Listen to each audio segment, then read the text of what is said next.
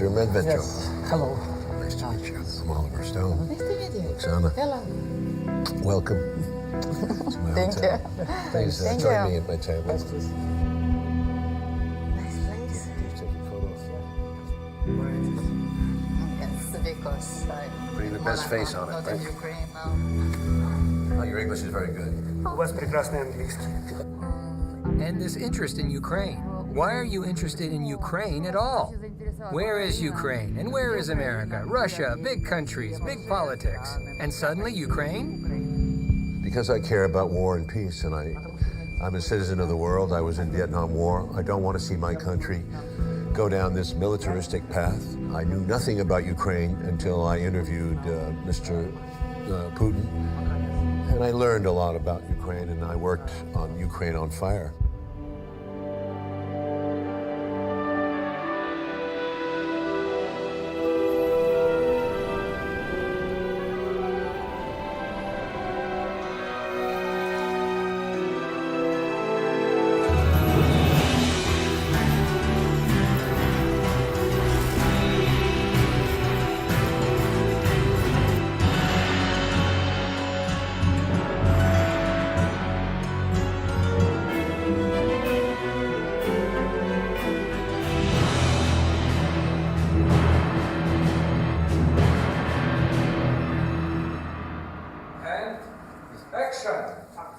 Good morning, Mr. Viktor Medvedchuk. I'm honored to be here to talk to you. So, just to introduce yourself to people who don't know anything about you, can you just tell us a little bit about where you come from, who you are? You were born in the 1950s, right? Да, я родился в 50-х годах, и как... Viktor Medvedchuk was born August 7th, 1954 in Pochat, Siberia, where his family was exiled. In 1978, Medvedchuk graduated from Kiev University with a degree in law. He soon rose to great heights in his profession. During the Soviet era, Medvedchuk was never a member of the Communist Party. Since 1990, he has been the head of the Lawyers Union of Ukraine. During that period, he began to transition into the political arena. He was elected a member of the Ukrainian parliament, the Verkhovna Rada, where he served from March 1998 to April 2002. The Ukrainian economy showed its biggest growth during this time, reaching an impressive 12% per year. But after a new president came to power, the economy drastically stagnated, becoming a sixth of what it once was. Medvedchuk also had great success in the business world with his law firm BMI, soccer team Dynamo Kiev, and trading in the energy sector. He returned to his political and public life in 1998, eventually rising to the position of the first vice chairman of the parliament. He was the head of Ukrainian President Leonid Kuchma's administration from 2002 to 2005. He was in the opposition to both Presidents Yushchenko and Yanukovych, who succeeded Kuchma. Medvedchuk is considered to be a close friend of Russian President Vladimir Putin. Putin is the godfather of Viktor's daughter, Daria. Ну, я бы не сказал, что очень близко, но мы знакомы хорошо. Он был руководителем администрации президента Кучмы. Yeah. Вот, и тогда в том качестве попросил меня поучаствовать в крещении его дочери. И, ну, в нашей православной традиции отказываться нельзя. Oh, well, I thought it was a big honor for you to be the godfather of his daughter. Быть крестным отцом всегда большая честь. Ukraine split from the Soviet Union in 1991. In Moscow, the hammer and sickle is lowered for the last time, and an era comes to an end. Can you describe the moment? У меня, как и у многих других моих... Myself, like many of my peers and the older generation people, we didn't know what the standard of living would be in Ukraine as in an independent state now. Gorbachev was on Ukrainian television, still arguing for a Moscow-based central government linking the parts of the old Soviet Union. Otherwise, he predicts anarchy. В Украине уже как... Although most people supported that path of independence, we thought the path of self-sufficiency and sovereignty would lead to greater success than it was in the Soviet Union.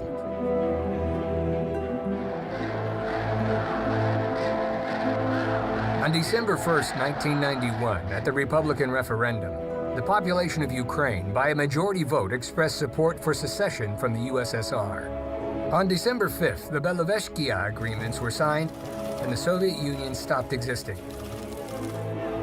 In Ukraine, it seemed that after gaining independence, the Republic could in a short time become a prosperous European country. There were all reasons for this. A huge scientific and industrial potential, qualified specialists, developed agriculture, and the absence of interethnic conflicts in Ukraine. The determination to be self-sufficient in practice has led to a reduction in relations with Russian partners that were worked out over the decades. 25 years after gaining independence, all illusions were dispelled. After the 2014 coup in Ukraine, there is no developed economy, no peace. Control over parts of the territories has been lost.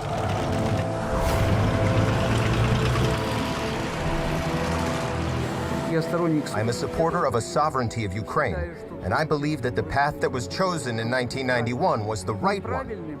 The governance of the country was and remains being incorrect, though. The problem is that people did not really benefit from sovereignty and independence. This really is a problem. And I gather that because of your husband's positions, you were blacklisted, so to speak. Being a wife of an opposition politician is very hard, especially in the last 5 years, when the Democrats, in quotes, came to power, in quotes, that preach democratic values. And they are ready with a hot iron to finish those who they don't like, who is undesirable and says something that they don't like. What about your show? What happened to your show? Your colleagues, people who work with you? I have produced 13 seasons of the most successful shows in Ukraine. X Factor, Ukraine's Got Talent. But after the American sanctions were imposed against Viktor, I was fired. And of course, it was a political punishment for me as a wife. And it is terrible that a family, the wife, in a democratic country, are punished, in fact, for her husband. We are imposing sanctions on specific individuals responsible for undermining the sovereignty, territorial integrity, and government of Ukraine. You're also on the sanctions list, the United States sanctions list. I was one of the first put under U.S. sanctions, one of the first in March 2014.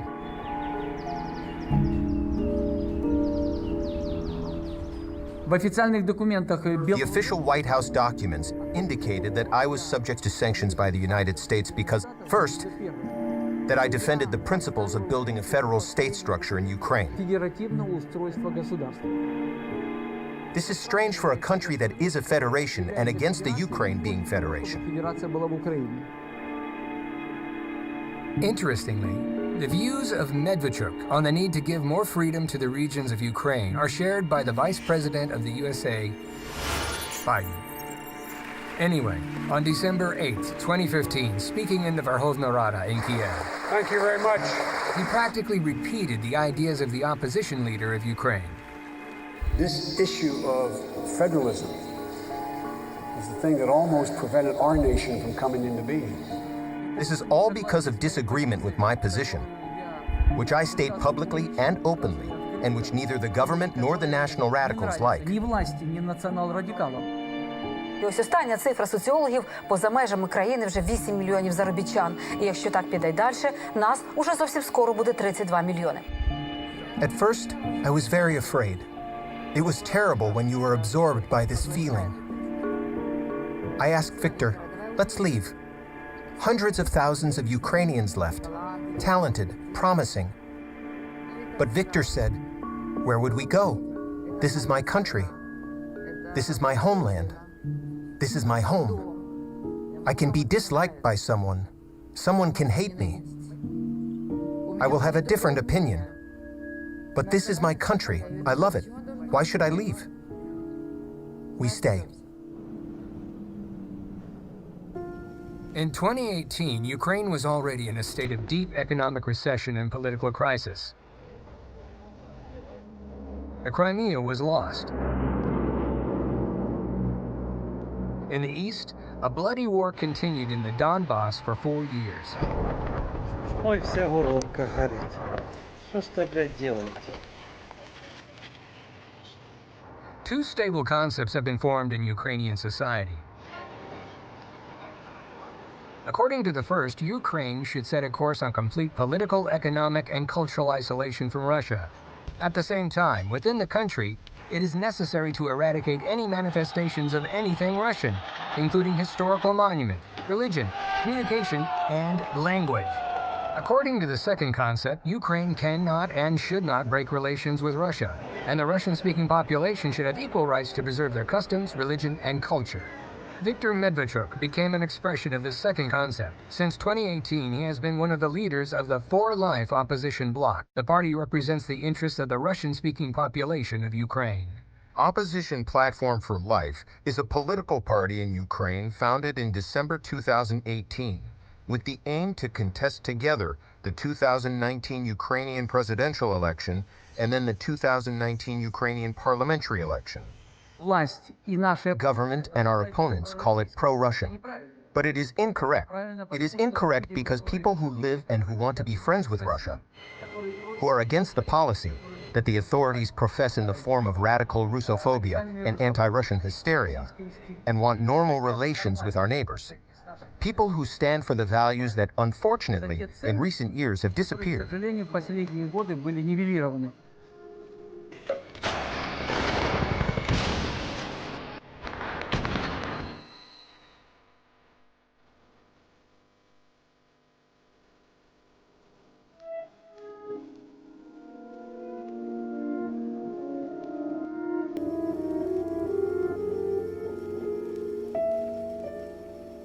The solution, although it probably is impossible to get, would be to split Ukraine into West and East.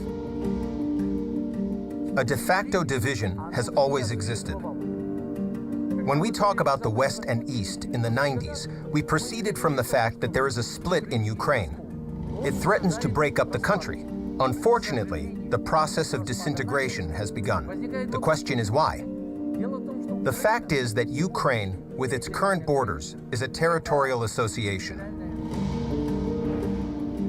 If we analyze the history of the last 10 centuries, then the territory of Ukraine was the territory of various regional associations.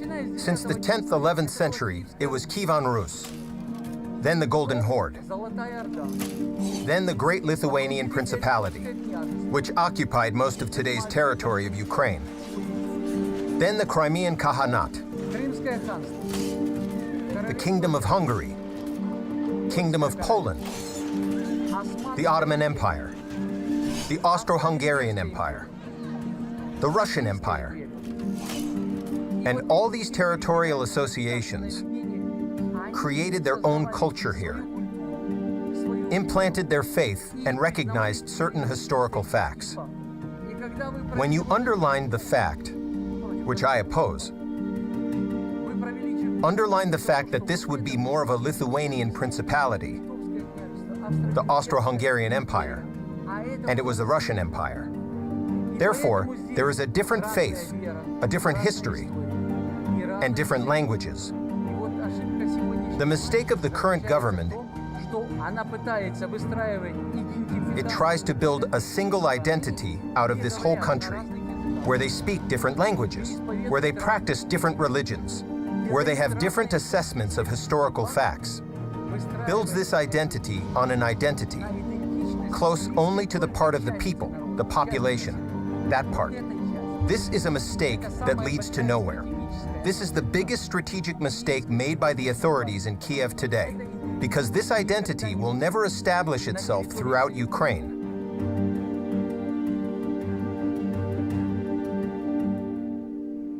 On April 25, 2019, the Verkhovna Rada of Ukraine adopted a law according to which the only language that can be used in all spheres of life in Ukraine is the Ukrainian language. This law immediately provoked sharp criticism both inside and outside the country. Ukraine is a political state where the second language in importance and spread is the Russian language. By its decision, the Verkhovna Rada announced a de facto ban for almost half of the country's citizens to use their native language. Experts suggest that further, the law, contrary to the European Charter of Languages, will be another factor in the split of society and in the future of the country. Yes, we will now learn English. Yeah, well, I understand that too, but you're trying to make it more European. You can't go against your nature. There are so many Ukrainians who are different traditional values, and they're not going to. You don't have to force America down their throats. But you're getting the worst of America. You're getting the America as a debtor nation. You're losing your economy. You're going the worst of capitalism, and you're going to go past the 1990s Russia. It's going to be America is doing the same thing that they did to Russia in the 1990s. I know you said Russia and Ukraine are two different countries that are united by history and by tradition. Both countries and people. And you made the point that you're two nations. Explain what you're thinking. These are two distinct nations, proceeding from today and for the last 200 to 300 years. There is the Russian nation, there is the Ukrainian nation. But these are close nations. These are Slavic Orthodox peoples. This is the basis of civilization characteristics, community of Russia and Ukraine. If, in general, we compare Ukraine and Russia, this is one thing. If we compare with the western part of Ukraine, then this is a completely different thing. Imposing this position here, the influence on the position of the whole country, is a mistake. We must understand that no matter how life develops further, I believe in it and firmly believe that we will still be neighbors. And most importantly, it should be so. Yeah, I understand. Mr. Putin may not agree completely. He feels that Ukraine is really a part of Russia, historically, very close. Indeed, Mr. Putin said that they were not two nations, but one. I had long discussions with him about this. I think that he is inclined to my point of view. When I raise arguments, these are really two nations. He never said that this is one country. It used to be one country and was called the USSR. But this country does not exist. Today, there is an independent Russian Federation, an independent Ukraine, and other former republics of the Soviet Union. Jubilation on the streets of the Ukrainian capital as protesters took control of Kiev and President Viktor Yanukovych was impeached. On the 20th of February, 2014, on the main street of the Kiev, horrible things happened. And this was a point of no return to Ukraine as we know it. From the very early morning, unidentified shooters opened fire on the protesters and on law enforcement. Tensions were very high, and both sides were furious. President Viktor Yanukovych, Special Forces of Berkut, and Special Security Services forces were immediately blamed for the killings. Angry crowds of protesters began to attack the police.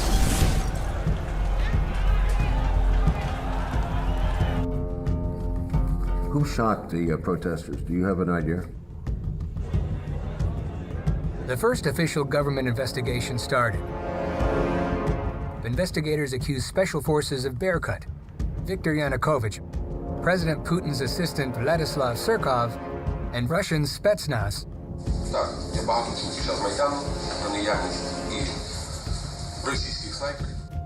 All the accusations were lacking one thing: evidence.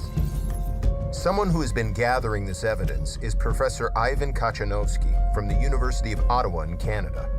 Professor Kachanovsky kept investigating the events of the Maidan massacre during the last 5 years. In his extensive scientific research, based on a cross-examination of the video and audio files throughout the timeline of the shooting, he got much further in his investigation than all of the official teams together. This was quite unprecedented to have so many television cameras, basically, so many journalists following and witnessing such a mass killing. On mostly all television networks in the United States, in Canada, Ukraine, Germany, Poland, all different countries, with exception of Russia, it was presented basically as evidence that this was massacre by police. Here, police fire on protesters with AK-47s and sniper rifles. During the 5 years of official investigation of the Maidan massacre, very important facts were completely ignored. Snipers were located in buildings under the control of protesters. During the investigation, Professor Kochanovsky discovered even more horrifying facts.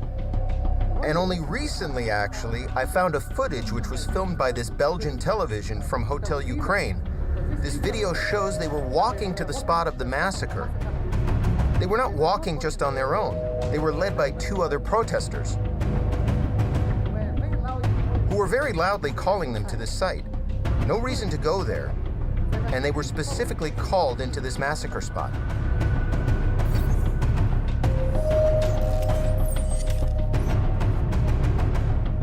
Victims were escorted to the places it was planned for them to be killed and filmed.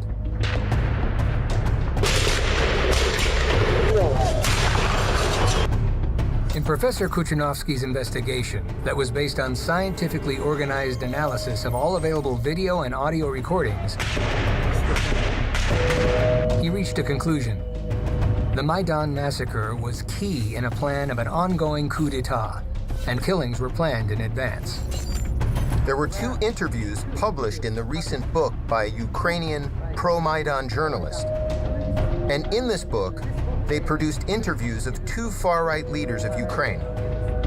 One was head of Svoboda Party, and another was the deputy head of the parliament of Ukraine at the time of Maidan massacre, who was also one of the leaders of this far-right Svoboda Party. And they and Maidan leaders met with some senior Western officials. And this Western official told them basically that killings of a few protesters is not enough for Western government to change support. They said specifically, end of recognition of Yanukovych government basically would change only if number of victims would be 100.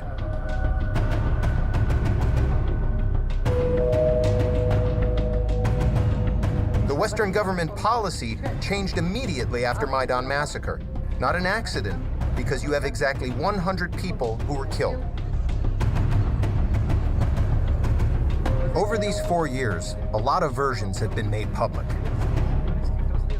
A lot of television footage was filmed about the fact that they were Georgian snipers, or that someone else did this in order to provoke confrontation and bloodshed. The fact it has not yet been established who started shooting at the protesters. And if this has not yet been accomplished in 4.5 years, then as a person who understands a thing or two about law and criminal investigations,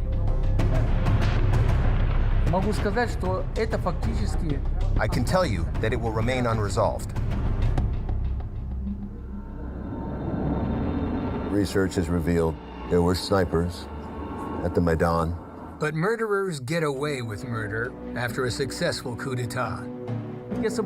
These events that occurred on Maidan, that started in the end of November and ended on February 21, 22, 2014, they were mostly predetermined as elements of external management, which were then actually implemented by Washington in Ukraine. First, non-governmental funds, organizations, and government officials represented by Mrs. Nuland, then by Vice President Biden, and by many others openly supported the escalation of violence, which resulted in the overthrow of power. The most interesting thing is that the armed actions, they really took place, and there were signs of a crime in these actions. These were serious crimes.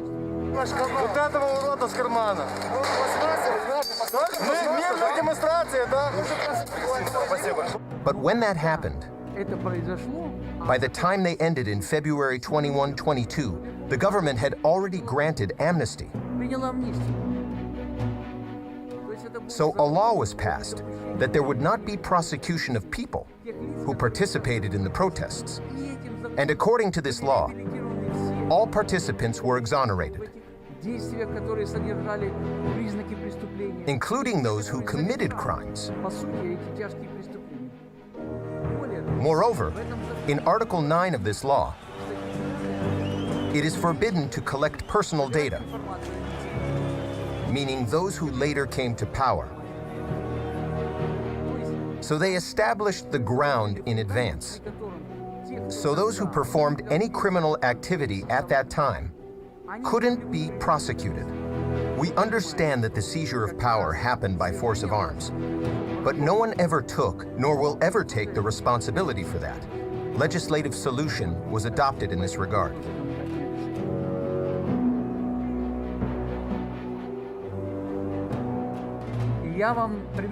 I gave you the example of Article 9 of the Law on Amnesty of February 21st, 2014, for a reason where it is forbidden to collect personal data and to record any actions that were related to those who protested.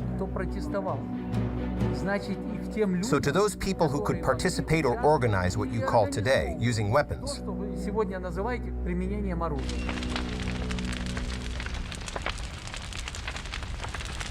nationalist groups, they burned your villa down.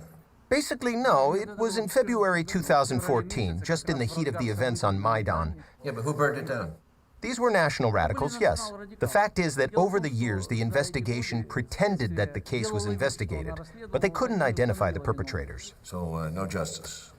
There is no justice in this matter, and in general, and probably there is no point in expecting it, because this is not the only event that affected me or my family. Because in 2014 and 2015, there were attempts to occupy my office. Піти разом з нами, взяти шини, там візьмемо їх 5-10, запалимо, як це було на Майдані. Далі проведемо віче і підемо мочити покидька Медведчука, якого штаб тут неподалеку зараз розташувався.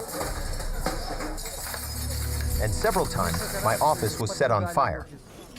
This is all because of disagreement with my position, which I state publicly and openly, and which neither the government nor the national radicals like. By the way, the last attempt of setting my office on fire was several months ago, in September 2018. And the problem is that since 2014, the government has lost its very important function. As an expert in state-building issues, I can say this function is the use of violence. So why do so many Ukrainians hate Russia so much? This is related to the processes that have occurred during these last 4 years. In order to bring this division, a split in relations between Russia and Ukraine. This is the policy of today's government, which has been elevated to the level of state policy. Resentment against Russia has been growing for a long time. Ukraine claimed the leading position in the entire post-Soviet era. One of the largest countries in Europe could not have been on the sidelines, but it was losing the competition for the leadership to Russia. And it was difficult for the awakened national consciousness to accept it. In addition, it quickly became clear that it was very convenient for Ukrainian politicians to blame all the mistakes in the economy on the non-constructive position of Russia. Until a certain time, disputes and rivalries did not go beyond the relationship of two brothers living in the neighborhood. However, with coming of nationalist President Yushchenko to power in 2005, the situation escalated. The anti-Russian policy of the Ukrainian leadership has become more pronounced, and the propaganda pressure on the population has increased. However, this did not prevent millions of Ukrainians from moving to work in a richer and more stable Russia. Since December 2013, anti-Russian propaganda has become hysterical. During the days of confrontation on the Maidan, fake news was constantly spread. For example, the Russian special forces are allegedly already in Kiev and are preparing to use force against the protesters. The death of people on the Maidan was also readily associated with the presence of Russian special forces. When the situation is constantly escalating that Russia is to blame for everything, then it is perceived by the majority of the population as a fact that Russia is an aggressor. But today, the majority of the population of Ukraine considers Russia to be the aggressor. After losing Crimea, Russia is openly called an aggressor in Ukraine. Tearing away the whole region was painfully perceived by Ukrainian society, part of which grew and was formed in conditions of independence. The war in Donbass was also associated with Russian interference. Pro-government media kept telling that there were whole Russian divisions in Donbass, and it was them who bombarded the urban neighborhoods of Donetsk and Lugansk. The population of Ukraine willingly believed it. It is much easier to think of Russia as an aggressor than to accept the fact that the Ukrainian army is bombing and shelling Ukrainian cities, that the killed women and children are the victims of the Ukrainian army and the Ukrainian Nazi military formations. It was easier to blame Putin directly. Mr. Putin, you can win the fight against the troops, but you will never win the fight against the nation, united Ukrainian nation. So, Mr. Putin, who's the godfather of your daughter, is the bad guy here, is the face of the enemy. It seems to me, from having talked to Mr. Putin, that he's been trying to keep a balance, trying to keep a lid on this violence. There's a great danger. I'm sure that Mr. Putin has pressure from his own nationalists who are unhappy with the situation. So he's trying to keep the peace. He's not just balancing. Putin's attitude to Ukraine is extremely positive.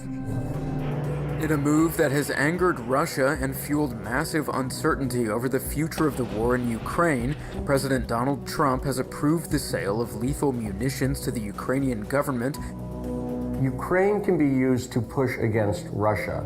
It sits right next door to Russia, and because there's a history of animosity between half of what was Ukraine and with Russia, they're able to really push on some real background animosity there that a lot of Americans just don't understand. It goes back generations, and the press's job in all of this hasn't been to report on it, it's been to cover it up. And anybody who actually looks at the facts of the Ukraine coup in 2013 and 2014 can see how the U.S. was directly involved. Thank you.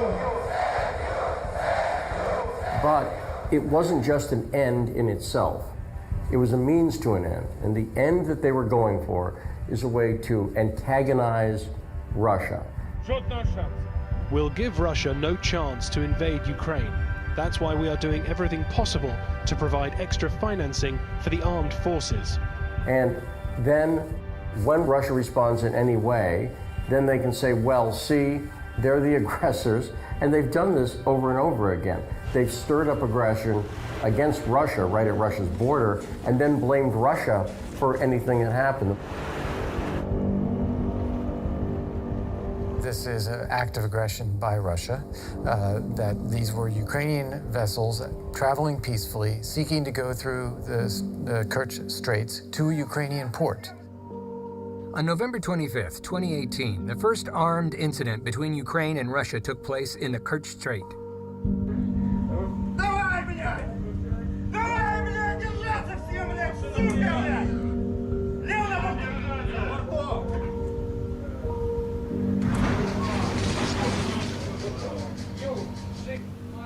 A conflict that could have easily escalated into major hostilities. Ukrainian warships attempted to enter the Sea of Azov, violating the state maritime border, according to the Russian version. The Ukrainian side claims that its ships were in neutral waters. During the conflict, Russian border guards acted aggressively and used weapons. The ships of Ukraine were detained and the crews were arrested. I haven't seen you since the Kerch Strait. Any comments on that? Бывший президент, господин Порошенко, устроил эту провокацию специально в ходе предвыборной кампании. Он знал, что его на востоке, на юге страны не поддержат избиратели. Использовал эту провокацию, чтобы для нагнетания обстановки, а потом введения там особого положения. У меня есть основания полагать, что он хотел вообще ввести особое положение по всей стране. А может быть, отложить выборы в этой связи. Хотелось во что бы ни стало удержать власть. И искал любые средства для того, чтобы эту идею реализовать. Элемент агонии правящего режима. Even though Viktor Medvedchuk was in tough opposition to the administration of President Poroshenko, he went to Moscow to negotiate with Prime Minister Medvedev on the release of Ukrainian sailors. It wasn't the first time Medvedchuk engaged in the fate of Ukrainian prisoners. Practically, he fixes the passivity and inactivity of the Ukrainian official authorities by addressing humanitarian concerns. How often do you go down there to Donbass? You know, I used to travel very often, have been to Donetsk and Lugansk. I had direct negotiations on the liberation of our citizens there, as well as in Moscow. So I have been engaged in negotiations, exchanges since December 2014. The Donetsk People's Republic government said that moving forward there can be no communication with Kiev other than prisoner swaps that might be in the pipeline. Only Russia could act as a mediator. Я хочу обратиться к вам с просьбой, используя ваш авторитет, проявить гуманизм, обратиться к главам непризнанных республик, господам Захарченко и Плотницкого, провести этот обмен как первый этап обмена всех на всех.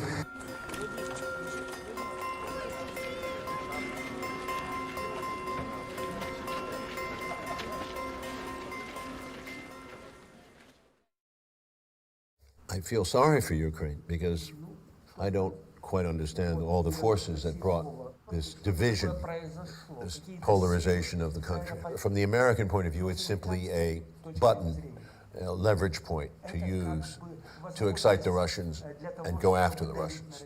So I would be very worried if I was anybody in the world, a citizen, that the United States is going to use this Ukraine thing at any moment to push towards a hot war. The whole world is watching you. That's a fact. They're watching you because their hopes for your success. You think that was a plan of the Wall Street people, of the Western people, where they wanted to make Ukraine a dumping ground? You know, I don't even have to speculate about it. I'm sure of it. At the time of the collapse of the Soviet Union, many experts reasonably included Ukraine in the top 10 of the most developed countries in the world. Starting positions of the independent Ukraine were impressive. 1/3 of the whole USSR industry, the largest Black Sea shipping company in the world, rocket, aviation, and space industry. As a result, after reckless economic reforms, after breakdown of economic relations with Russia and other post-Soviet countries, Ukraine had a failure. Since independence, its economy has shrunk by 1/3, ahead of the poorest countries in Europe. After 2014, Ukraine took a sharp turn towards decommunization. Memories of the Soviet time fade one by one. But, together with the monuments, Ukraine is parting with its industrial grandeur. Okay, what happens? So Wall Street people make money on this? Does Ukraine become a junk bond? Do they trade the future of Ukraine on stock market? Ukraine, as part of the Soviet Union, was the largest republic in the production of locomotives and diesel locomotives. Deindustrialization in Ukraine led to the fact that we now purchase these diesel locomotives from the United States of America. Who benefits, Mr. Stone? This is beneficial to those who today are lobbying illegal methods, affecting economic integration, the sale of their products. 5 years after the Revolution of Dignity, suddenly it became clear to everyone the West is not going to open its sales markets to Ukraine. Nobody needed to have unexpected competitors. It was much more profitable to force the Ukrainians to eliminate their potential. Ukraine used to be one of the few countries that could produce aircraft carriers. Now there is no shipbuilding in Ukraine. Ukraine used to create space rockets. Now it has no space industry, no aircraft industry. Ukraine doesn't have its own automotive industry. The military-industrial complex once brought up to $3 billion annually to the budget. Today, most of the enterprises are closed. Some of the enterprises are located in territory not controlled by Kiev. Naturally, to say that today we are trying to export these products, these amounts are insignificant, which, of course, cannot come close to what it was before. Because the less we produce, the more we will purchase. that this is one of the elements of this external expansion, an external management that Washington has introduced in relation to Ukraine since 2014. It was fantastic. Another amazing experiment over common sense was the coal scam. Ukraine, which has rich coal deposits in the Donbass, has suddenly turned from an exporter into an importer of coal. It seems that in Kiev and Washington, they agreed to give a new meaning to the saying, to carry coal to Newcastle. After the start of the conflict in the Donbass, Kiev definitely refused to buy Donetsk coal and decided to replace it with imported coal from the USA and South Africa. It was possible to buy it in Russia, but the politics took over. The second example, Pennsylvanian coal is much more expensive than Russian coal, and it is more expensive than coal from South Africa. And can you imagine the difference in transportation logistics? Ukraine and Russia, Ukraine and the United States of America, and Ukraine and South Africa. At the same time, today we buy 63% of coal imports from Russia. And we already buy 30% of all imported coal from the United States of America. Is this not the result of what you ask about? Is it not the result of who benefits? Who does it? Those who benefit from the sale of their products in Ukraine. In order to avoid domestic production, so that the country from the manufacturer turned into the country of the acquirer and the buyer. That's what the benefit is. Is there any oil, gas? There's nothing here. You know, we have oil and gas everywhere, but we do not produce it. It needs to be developed. Therefore, Ukraine is rich in resources. But resources require investments that must be made in the economy of Ukraine in order to extract these minerals. But the situation with the investment and investment climate in the country is extremely bad. The economy is not developing. The investment climate has not been created. There is pressure from the administrative resource. Raider seizure of business. The lack of a fair judicial system. So who would invest? However, there were brave people who decided to invest in Ukrainian oil. The attention of world media is attracted by one company, Burisma Holdings. There are very, very interesting people on the board of directors of Burisma. For example, Hunter Biden is the son of the Vice President of the United States. Of course, this state of affairs is welcome, but one detail interferes. The son of the U.S. Vice President received his post almost immediately after the official visit of his father to Ukraine, in the light of obvious interest of Biden Sr. in everything that is happening in Ukraine. Ex-Vice President Joe Biden, his son Hunter Biden has a deal in Ukraine. Explain that. Yes. His son was and remains on the board of directors of one of the companies that is engaged in oil and gas production in Ukraine. So this also explains the economic interests of the Biden family. Not only the son, but probably his high-ranking father as well. Perhaps this was precisely what allowed Mr. Biden, when he was as curator, when he was in power, curator from the side of Washington in Ukraine. He actually behaved like a person representing not only the country that introduced external management, but it was a representative or leader of the metropolis in relation to the colony, where the colony was, unfortunately, my country. And his speech in the parliament, I remember it very well. Thank you very much. It was not just instructive. It was a speech in which he said what to do and how to do it. And when stating his position, he didn't base it on argument or explanation, but on the fact that this decision was made somewhere overseas. The Office of the General Prosecutor desperately needs reform. The judiciary should be overhauled. The energy sector needs to be competitive, ruled by market principles, not sweetheart deals. And you, the so-called legislature, before whom he speaks, should implement this policy. Ukraine needs a budget that's consistent with your IMF commitments. Anything else will jeopardize Ukraine's hard-won progress and drive down the support for Ukraine from the international community, which is always tenuous. On March 22, 2019, Ukrainian politicians from the opposition, Viktor Medvedchuk and Yuri Boyko, met in Moscow with Prime Minister Medvedev. It was about the conclusion of a new gas contract between Russia and Ukraine, as well as the transit of gas through its territory. Interestingly, on behalf of Ukraine, negotiations were not conducted by officials, but it could not have been otherwise. Until 2014, Ukraine was almost completely dependent on Russian supplies. However, due to disputes over the price of gas, as well as for political reasons, Ukraine does without direct gas supplies from the Russian Federation. In fact, as Ukrainian politicians themselves have already recognized, in the reverse mode. Through the special schemes, the same gas is purchased from Gazprom's supplies to the EU, but through European intermediaries, for example, through Poland. As a result, over 4 years, the price of gas for the population increased by 1,079%. That is the price citizens of Ukraine have to pay for fictitious gas independence. And then, a bilateral economic war began. The thing is that Ukraine joined the EU sanctions against Russia, and Russia imposed counter-sanctions against Ukraine. And this dealt another crushing blow to the economic abilities of selling Ukraine's products to the markets of Russia and the CIS countries.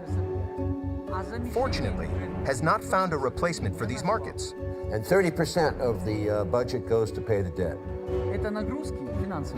These are financial burdens that even a normal economy cannot withstand, let alone a state that is in deep crisis. Щороку з України виїжджає приблизно 1 мільйон громадян. I want to tell you that along with deindustrialization, we are still in a process that the authorities and our media do not notice. This is another process. It is called de-intellectualization. Why? This is due to the harmful negative educational system introduced in Ukraine. This is due to the lack of scientific and technical development today because science and the introduction of new technologies is not actually financed in the country. And naturally, the brain drain goes along the line of finding use for these brains. Deindustrialization led to the closure of tens of thousands of large and medium-sized enterprises. And after that, people were looking for work. And today, they are looking for it in Russia, in Poland, in Europe. They left because they couldn't financially support their families in Ukraine.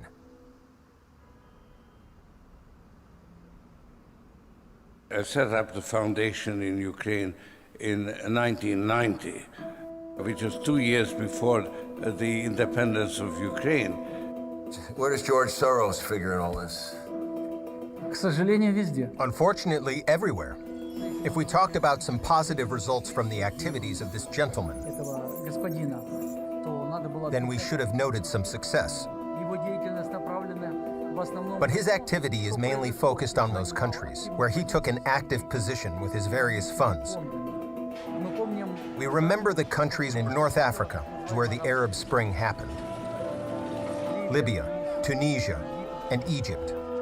We remember the Tulip Revolution in Kyrgyzstan. We remember the Rose Revolution in Georgia.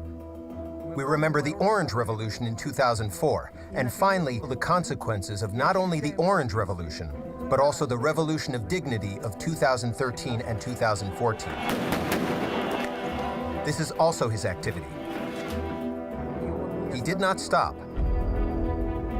He continued to operate in 2015 and 2016.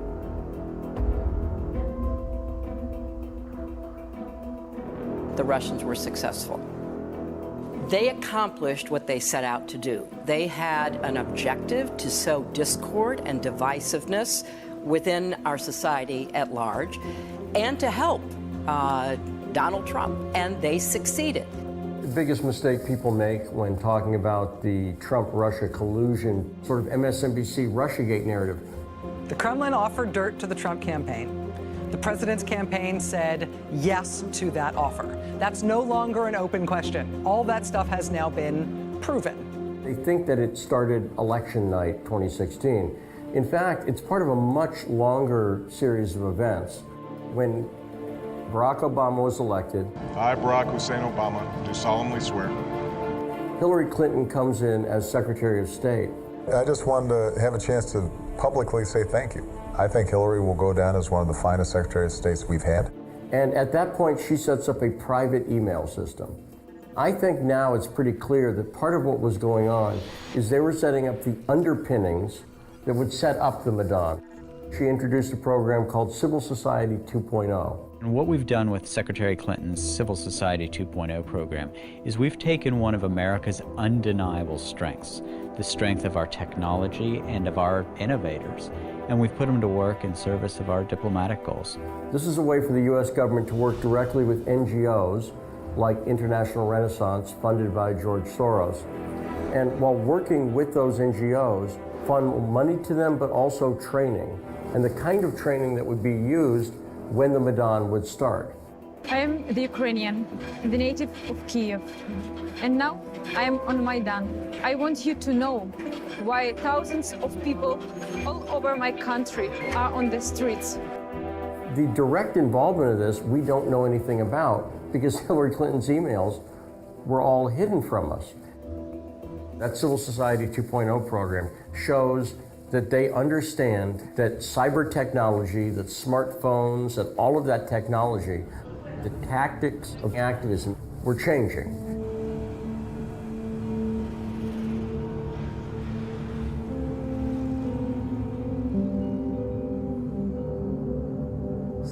The scandal that has become well known throughout the world, which for some reason is called Russia's intervention in the U.S. presidential election,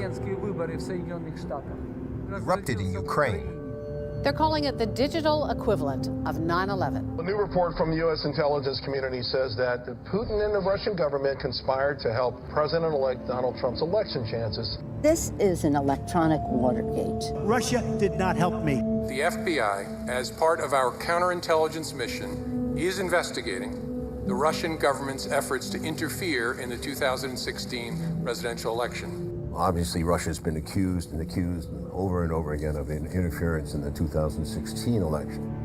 Я и тогда не вмешивался, сейчас не хочу вмешиваться, и в будущем не собираюсь.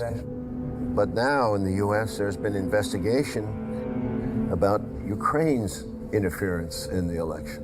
It was a very confusing situation. Poroshenko seems to have been very strongly pro-Clinton, anti-Trump. Ну да, здесь секрета никакого. Do you think there was interference? Я не думаю, что это можно трактовать как вмешательство со стороны украинского государства.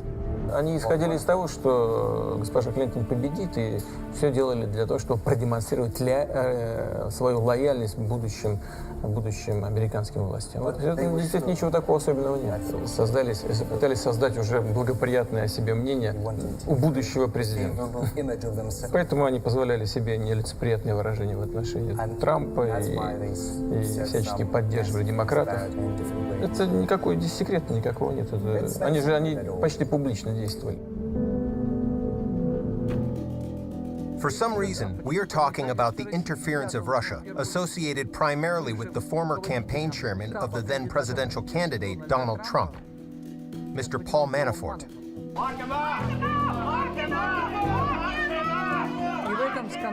In this scandal, which erupted in Ukraine, he played an organizational and ideological function.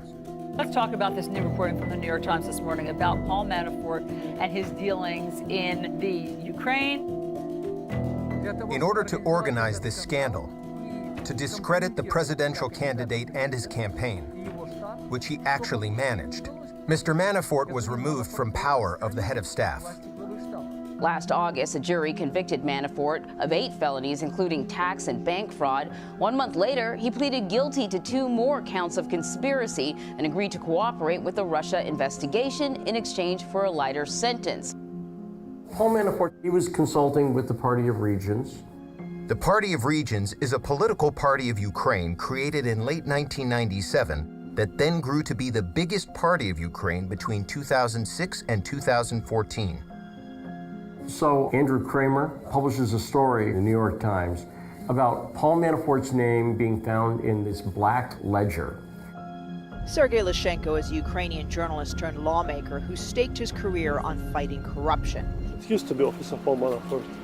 This, he says, is where a potentially crucial bit of evidence was found, a suspicious invoice that appears to be personally signed by Paul Manafort. So the person who put the accusation forward about Manafort was Sergei Leshchenko. Today I present the documents signed by Paul Manafort. Leshchenko, he has the image. I call it primitively inaccurate, the fighter of corruption. The problem of corruption, this is a problem of the whole period of Ukrainian independence. But he fights against corruption following orders. There is an order to fight with a corrupt person. He fights. If not, he does not. He has lost a lot of slander lawsuits directed against him. Because often, some of the information that he has presented, considering his authority as a journalist, is not simply implausible, it is deceitful. It was he who, as a member of parliament, as a former journalist, was instructed to make these records public from this ledger of the Party of Regions.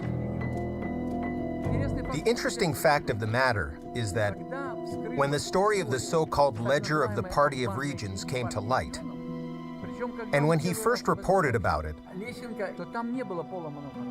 there was no mention of Paul Manafort. He spoke about other people. That is, there was a test run for the main strike. All this was done with one goal, to strike at the presidential candidate, Donald Trump. Why am I sure about this? I have good arguments for this. Because in this ledger, there were the names of hundreds of people for these 4 years. There were huge amounts, tens of millions of dollars, many tens of millions of dollars. There were specific people where not only their names were indicated, but also a personal signature that they received the money informally. No criminal cases have been investigated on these records yet. No one has been prosecuted. Hence, the conclusion is that this was done for a concentrated, focused strike against the main target. This main target, which was dictated from overseas, was called presidential candidate Donald Trump.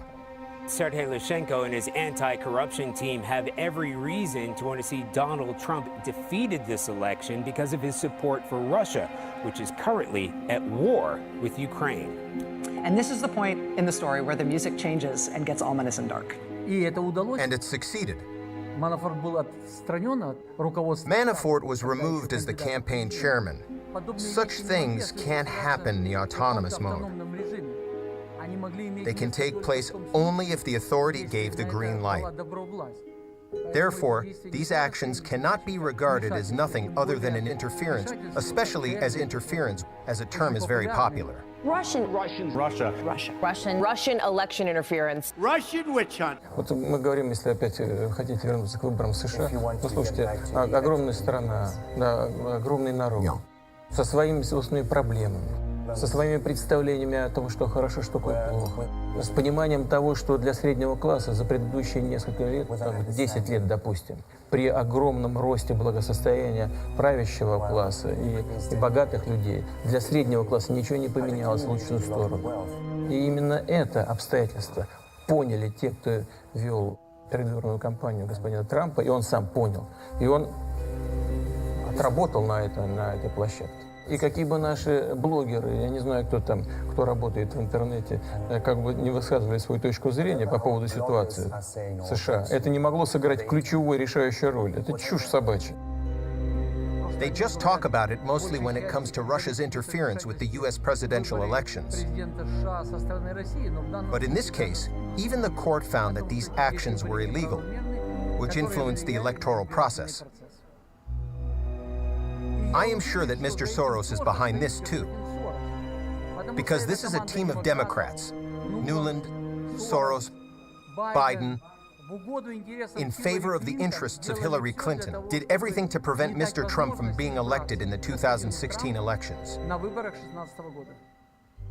People use the word dossier and it has such an official sound to it. I mean, let's just call it for what it is. Rank hearsay put together by an FBI source who was later defrocked, paid for by the Democrat National Committee, and oh, by the way, Christopher Steele hated Donald Trump too. Throughout the summer of 2016, Victoria Nuland was being updated by Christopher Steele. in early 2018, Victoria Nuland admitted that she'd been being briefed by Christopher Steele. She talked openly about it on CBS's Face the Nation. During the Ukraine crisis in 2014 and 15, Chris Steele had a number of commercial clients who were asking him for reports on what was going on in Russia, what was going on in Ukraine. Why is that? Okay, my conjecture here, they were concerned. They wanted to get ahead of the reporting and explain why they were talking to Christopher Steele. Chris had a friend at the State Department, and he offered us that reporting free so that we could also benefit from it. Victoria Nuland said, I immediately urged him to go to the FBI. In the middle of July, when he was doing this other work and became concerned, The dossier, he passed 2 to 4 pages of short points of what he was finding. And our immediate reaction to that was, this is not in our purview. This needs to go to the FBI. And you'll find a spate of people who urged Christopher Steele to go to the FBI. John McCain urged him to go to the FBI. Everybody urged him to go to the FBI. And why is that? I think they're setting up a cover story. They want to say, we told him to go to the FBI. I think, in fact, what they were doing was setting up the information operation.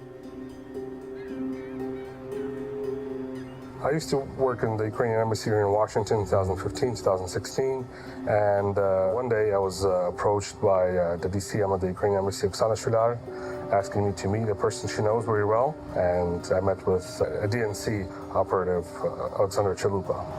Alexandra Chalupa, who is a lawyer, she had worked in the Bill Clinton administration as an intern. She'd been a DNC operative for about 12 years, and she's a Ukrainian American whose mother was deeply involved in politics. In 2015, Alexandra Chalupa and her sister start campaigning very hard against Paul Manafort. This is who Paul Manafort is. He is a puppet master of some of the most vile dictators around the world. Manafort was from Connecticut. They went to Connecticut and protested against him. It's not clear to me exactly why he was being targeted, but Alexandra Chalupa said she was pulled out of retirement to work on this. She was asking more information on dirt, that's how she put it, to get Trump off the campaign in September, October of 2016, right before the elections. Most of the key evidence that shows the collusion between the Ukrainian government and the DNC, operatives of the DNC, came in an article that was actually published in Politico before the inauguration. Ken Vogel and David Stern wrote an article in Politico that talked about how the Ukrainian government had tried to collude and interfere on behalf of Hillary Clinton in the 2016 election. And furthermore, how Petro Poroshenko was very worried that the Trump administration would figure out they'd been working against him. And anybody who's watched Donald Trump for a few minutes knows he's fairly vengeful to people he feels has wronged him. John McCain received a fake and phony dossier. Do you hear about the dossier? It was paid for by crooked Hillary Clinton, right? And John McCain got it. He got it. And what did he do? Didn't call me. He turned it over to the FBI, hoping to put me in jeopardy. And that's not the nicest thing to do. So Petro Poroshenko was concerned that that would happen. 2 reasons. One, because of the arms deals and the economic deals and the loans.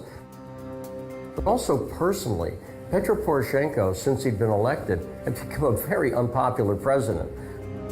At one point, I think his approval rating dipped down under 10%, a shockingly low number. In fact, polls showed that Ukraine has the least confidence in their government of any country on the face of the earth. So after Poroshenko was put into power by the United States, things had been disastrous for Ukraine.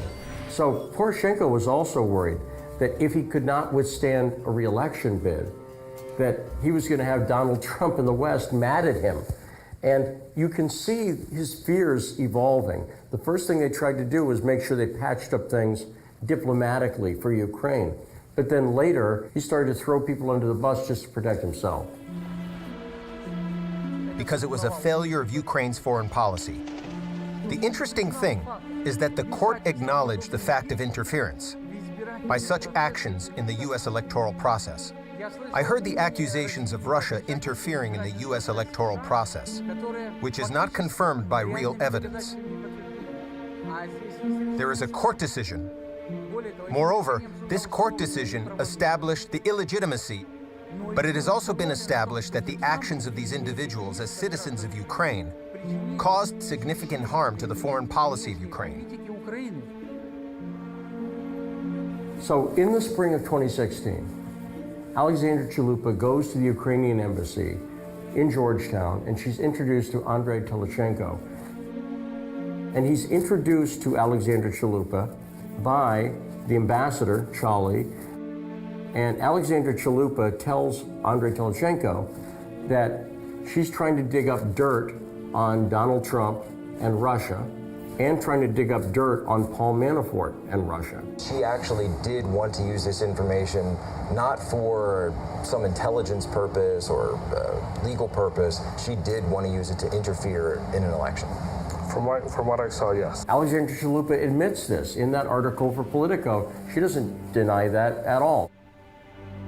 She also tells Telchenko that she doesn't want him to coordinate or help the Trump campaign in any way. Now, Telchenko is a loyal Ukrainian who's been part of the Maidan. He doesn't like this. He thinks it's illegal, and he thinks it's stupid. And he thinks it's stupid because if you bet on the wrong horse, this could come back to haunt you. He turned out to be exactly right. He went to the ambassador, Charlie, and said, "This is illegal.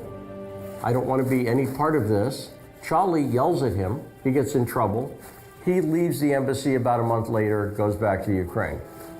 Cut to, Trump gets elected. I've just received a call from Secretary Clinton. Now, Ken Vogel and David Stern of Politico, they've caught wind that the Ukrainian government had colluded with the DNC to intervene on behalf of Hillary Clinton. And they start to do a very well-researched story. They talk to Andrei Telchenko. They get denials from Charlie. But the story is reported once, and then it's completely forgotten. And you'd think it would be significant. There was one key piece of evidence in the Politico story. It's the most important piece of evidence in this whole thing, is the email that WikiLeaks would publish.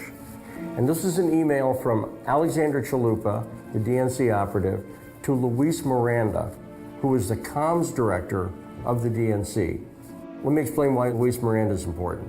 Very significant. The Hillary Clinton campaign had actually taken over the DNC back in 2015. So when you see Alexandra Chalupa reporting directly to Luis Miranda, that means she is reporting through one layer of separation to the Clinton campaign itself, not just to the DNC. In that email, Alexandra Chalupa brags that she has arranged to speak about Paul Manafort, and that she's going to have these Ukrainian journalists go back and dig up dirt on him. Now, that completely violates what you're supposed to do with the Open World Leadership Center. The Open World Leadership Foundation is a part of the Library of Congress. Because they're part of the Library of Congress, they're not supposed to be involved in election issues. And it was confirmed to me by the people at the Open World Leadership Center that they had in fact warned Alexandra Chalupa, don't do that. The other thing that's significant there is that Chalupa reveals that she was with reporter Michael Isikoff. Now, Michael Isikoff is legendary in Washington, D.C. He's well known as a bulldog investigative journalist who worked on the Monica Lewinsky story, for instance. And he is hanging around with Alexandra Chalupa throughout the entire 2016 election. In fact, right before the election, when everybody thought Hillary Clinton was going to win, he publishes an article where he names Alexandra Chalupa as one of the most important people in the 2016 election. To me, the most interesting thing about that group of journalists was those journalists were chosen by the embassy in Kyiv. In other words, those journalists were picked by and sent by the U.S. State Department.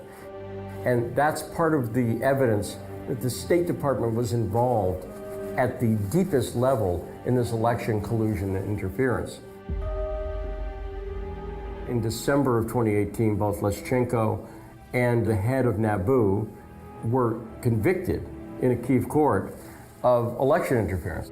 Що ні я особисто, ні будь-хто із працівників антикорупційного бюро України жодним чином не впливав і не міг впливати на процес проведення виборів президента Сполучених Штатів Америки.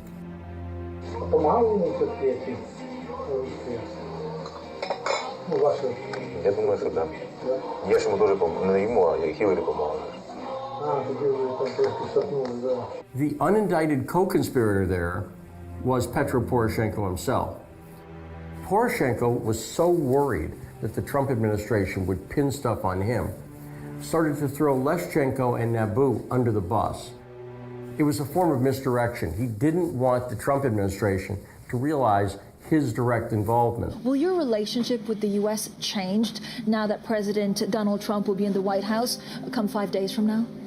Look, Ukraine during the last 3 years gained a very strong bilateral support in the United States. Trump gave a photo opportunity to Poroshenko. It's a great honor to have you, Mr. President. Thank you. Thank you very much. Trump did not like Poroshenko. Why? Why not? I think, first of all, because Poroshenko had his own position during the U.S. election campaign. He supported Hillary Clinton, and he did it openly. Why openly? Because the ambassador of Ukraine to the USA, Mr. Chali, openly supported the representatives of the Democrats. Yats is the guy who's got the economic experience, the governing experience. You need Biden for an attaboy and to get the deeds to stick.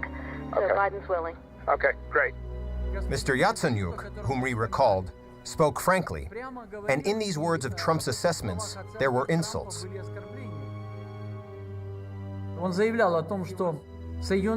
He stated that the USA as a powerful country deserves to have an intelligent, intellectually developed president.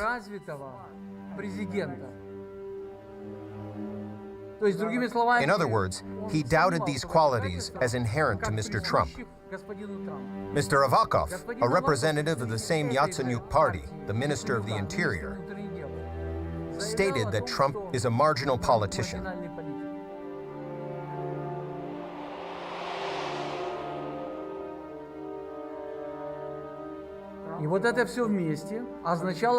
This altogether meant the one-sided position of Ukraine in the U.S. elections, which is exactly what should not be done by any country in the world. When what happened happened, Mr. Donald Trump won the election. It was a shock for the Kiev authorities and for those individuals that I listed. They were confident that this victory would never take place. I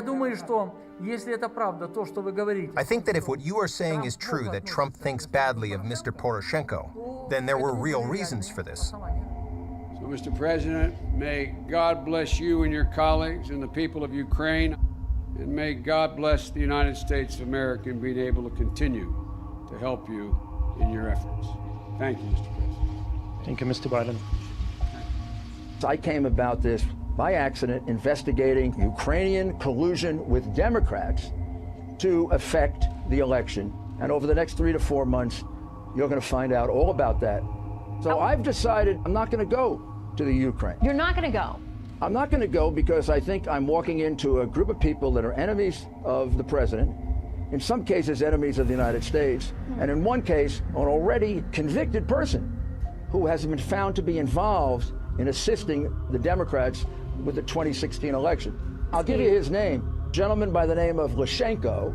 After 2 years of ignoring this news, ignoring the fact of Ukraine's interference in the elections in the United States, Ukraine Gate began to attract the attention of political heavyweights. I will step back and I'll just watch it unfold.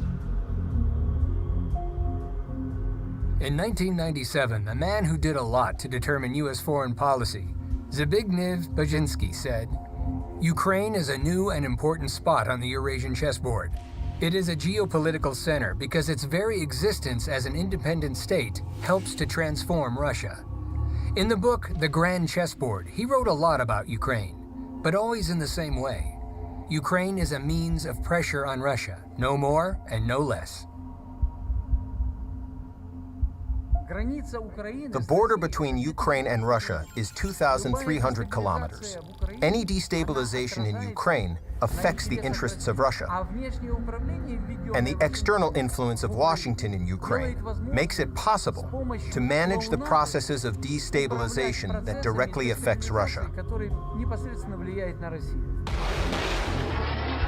If you look at what happened to Ukraine in the 21st century, there is a feeling of déjà vu. It's as if we are a part of the well-known legend about the Pied Piper who led the charmed children to go nowhere. Millions of people were deluded by the sweet promises of rapid prosperity with the help of the United States and Western Europe. Very little time passed after the so-called Revolution of Dignity, and all expectations have collapsed. Instead of prosperity, there is the collapse of the economy, mass exodus of people from the country, and the death of now thousands of people. And the most important thing, Ukraine is in confrontation with Russia. The function that its real owners left for Ukraine works flawlessly. Anybody who actually looks at the facts of the Ukraine coup in 2013 and 2014 can see how the U.S. was directly involved. But it wasn't just an end in itself. It was a means to an end. And the end that they were going for is a way to antagonize Russia. They've stirred up aggression against Russia right at Russia's border and then blamed Russia for anything that happened. But it's always interesting. Do puppeteers understand that sometimes puppets begin to live their own lives? The fact of Ukraine's interference in the elections in the United States is the first wake-up call. And then, war between Ukraine and Russia. Yesterday it was unthinkable. Today it is a probable scenario. It doesn't matter who starts first. It is important to note that the shock wave from the first explosion has spread too wide and affects those who prefer to wait out on the side. Does the Pied Piper who leads those who believe him further and further to nowhere understand that Russia will never accept a hostile state near its borders?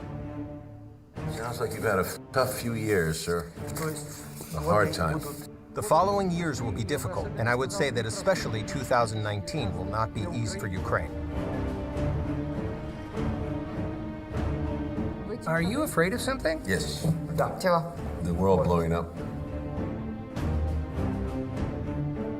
One day that gunshot could be heard. For example, Ukrainian military boats could again try to break the borders that Russia considers its own, and thereby provoke response fire from the Russian border guards. It's the Russian military going head-to-head against the Ukrainian military. There will be victims. Russian President Vladimir Putin blamed the Ukrainian government for the crisis. And then the war begins, in which Russia will naturally be declared the aggressor. Fighting has intensified. Russia set off an international crisis. In Ukraine, Russia's now at war there. Ukrainian tanks will move to the Donbass in order to destroy the unrecognized republics with one blow. Will President Trump finally confront Putin's act of aggression against Ukraine? And in order to save citizens, Russian troops will come forward to meet them. The Hungarian army will defend the Hungarian citizens living in the west of Ukraine. The mayor has declared a humanitarian crisis and has appealed to the United Nations for help. Poland will announce the mobilization of reservists.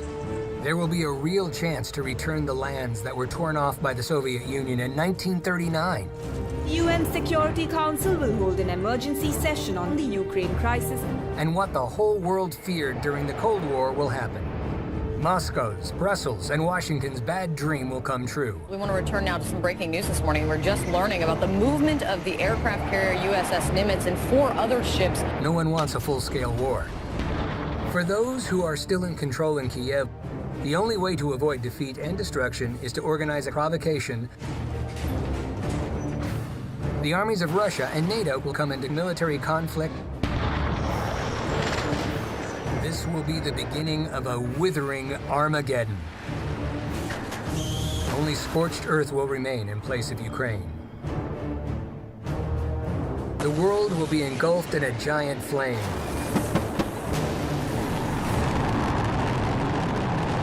Probably the last war for humanity. Just because someone in Kiev really wants to remain in power.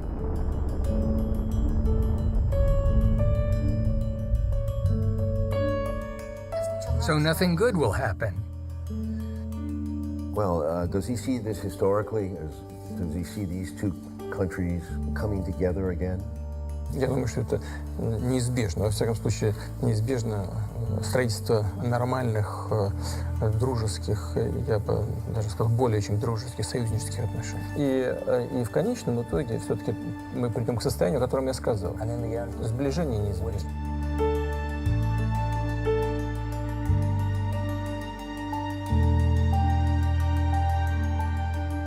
Ukraine will have 2 election campaigns that predetermine the country's place in the world, and most importantly, power in Ukraine. That is, new opportunities are opening up for Ukraine. The new president of Ukraine, Vladimir Zelensky, won because he promised to stop the war in the Donbass. One order of the commander-in-chief is enough for the war to be ended, and thousands of human lives could be saved. No one can prevent him from giving such an order. But the days go by, and there is still no peace. The hopes of Ukrainians for the new course are fading with each passing day. The opportunity to improve this situation is to elect politicians to the parliament of Ukraine who are able to fulfill their promises to the people of Ukraine. І наше найперше завдання – припинення вогню на Донбасі.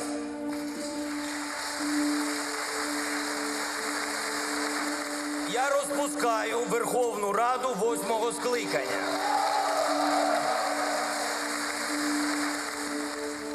We have a parliamentary presidential form of government, and therefore, having won the parliamentary elections, holding a faction that can influence all processes in the country,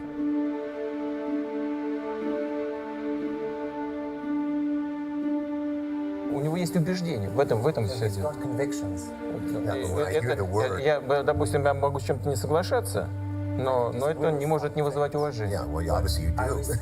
Но во всяком случае он относится к такой категории людей, которые выступают за независимость, за укрепление независимой Украины, но в то же время считает, что этого эффективнее добиваться путем развития сотрудничества с Россией. И я думаю, что он в значительной степени прав. We use the life principle with Oksana. Do what should be done, and everything will be as it is supposed to be.